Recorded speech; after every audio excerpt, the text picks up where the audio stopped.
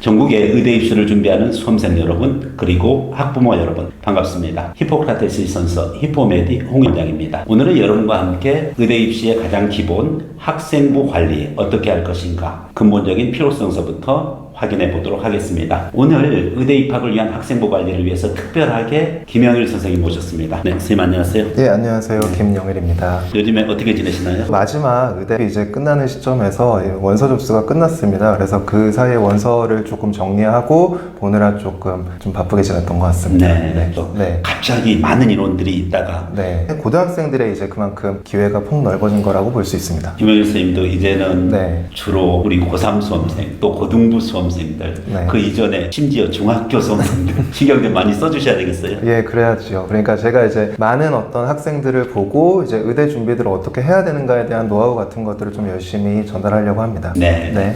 자, 그러면은 본격적으로 한번 들어가 보도록 하겠습니다. 예전에 인사되는 부분과 사실 저희 때는 그냥 학력고사 잘 보면 됐어요. 그렇죠.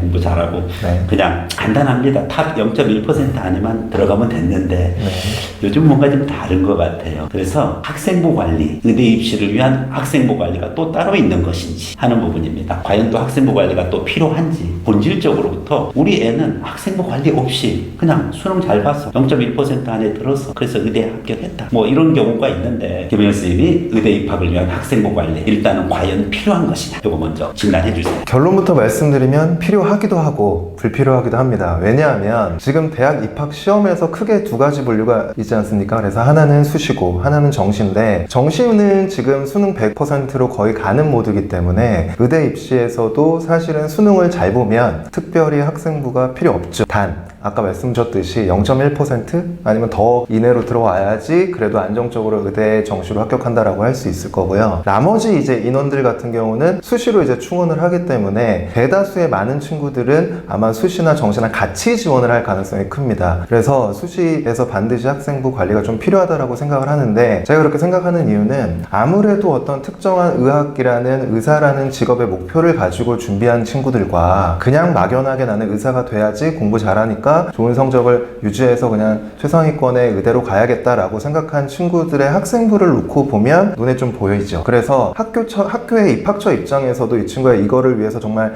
열심히 준비하고 관심이 있었는가를 확인할 수 있는 객관적인 자료가 학생부 관리이기 때문에 학생부 관리는 좀 반드시 필요하다라고 생각을 합니다. 네, 여기서 한 가지 질문. 스카이캐슬.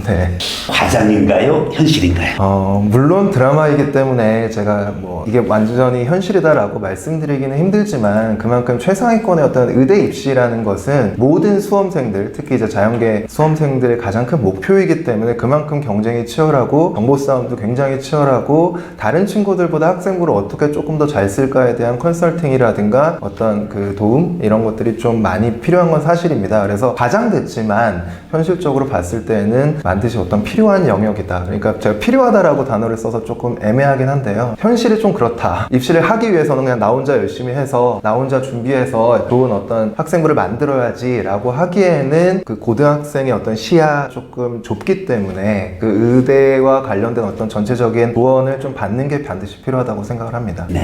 결국은 드라마는 호구이긴 합니다만은 내연성 있는 호구 우리가 현실을 또 받아들여야 되는 측면이 있는 것 같습니다. 그렇다면은 의대 입학을 위한 학생부 관리 이 테마를 가지고 오늘 김영일 선생님과 같이 하고 있습니다. 구체적으로 초등학교 때부터 해야 되나요? 유치원 때부터? 초등학교 유치원 때는 의사라는 꿈을 갖게 되는 어떤 그냥 과정이죠. 그러니까 중학교 때까지는 어떤 다양한 직업을 좀 탐색을 하고 그 다음에 이제 의사라는 직업을 가졌으면 제가 얘기하고 싶은 건 고등학교에 들어와서는 그냥 단순히 의사가 돼야지 라고 생각하는 것보다는 어떤 분야의 어떤 의사가 돼야지 라고 이제 좀 꿈을 구체화하는 단계라고 생각을 합니다. 그래서 단순히 그냥 의사가 돼야지 하고 막연하게 의학적인 어떤 목표만 갖기보다는 제가 항상 이런 비유를 얘기를 해요. 방탄소년단을 좋아하면 방탄소년단에서 조사하지 않냐, 검색을 하고 그거에 대해서 팬 활동을 하면서 다양한 정보를 얻지 않냐. 그런데 왜 의사가 되려고 하는데 너는 그런 정보를 찾질 않냐라고 학생들한테 많이 얘기를 하거든요.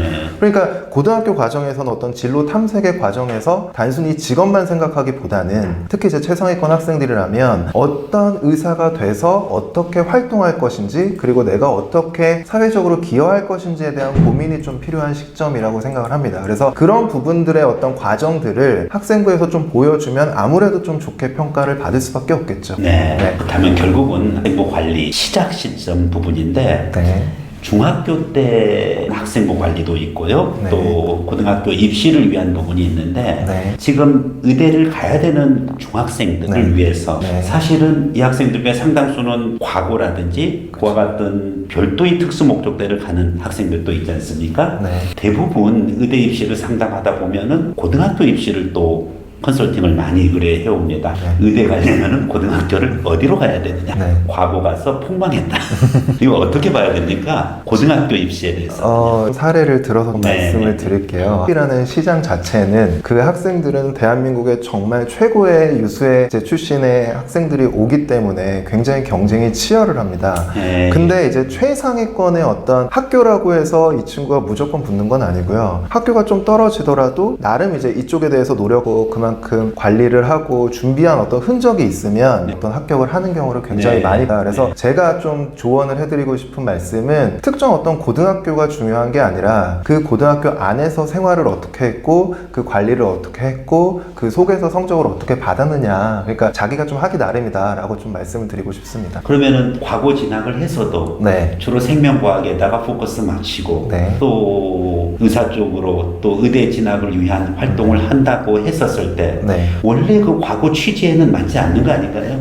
그런 측면이 분명히 있긴 하지만 아까도 말씀드렸다시피 수많은 과고 출신들 친구들이 의대를 지원하는 현 시점에서 과고 출신들이 의사를 목표로 수능 공부를 하고 그거를 위해서 이제 학생부를 만드는 입장에서 꼭 그렇게 단정 짓기는 좀 어렵다고 생각을 합니다. 이제 본격적으로 네. 의대 입학을 위한 학생부 관리, 그러면은 고등학교 1학년 때서부터 네. 시작하는 것도 가능한지요? 제가 생각할 때는 고등학교 1학년 때부터 학생부 관리를 좀 하는 게 좋다고 생각합니다. 그 이유는 딱 하나입니다. 왜냐하면 1학년 때부터의 어떤 학생부가 대학에서 제출이 되기 때문입니다. 그러니까 중학교 과정에 대한 것들은 묻지도 않고요. 네. 서류 제출도 안 하니까 당연히 고등학교 1학년 때부터 어떤 고민을 했고 어떤 과정에 의해서 이런 식의 어떤 진로에 대한 고민, 학업적인 성과를 이룩했는지를 좀 보여주는 게 학생부를 만드는데 굉장히 유리하다라고 생각을 합니다. 의대 입학을 위한 학생부 관리. 네. 김영현 선생님께서는 고1부터 시작해라. 네. 이렇게 했습니다. 네. 그러면은 왜 고1부터 시작을 해야 되고 또 구체적인 내용은 어떻게 될지 우리가 조금 쉬었다. 네. 다음번 영상에서 뵙겠습니다. 네, 고맙습니다.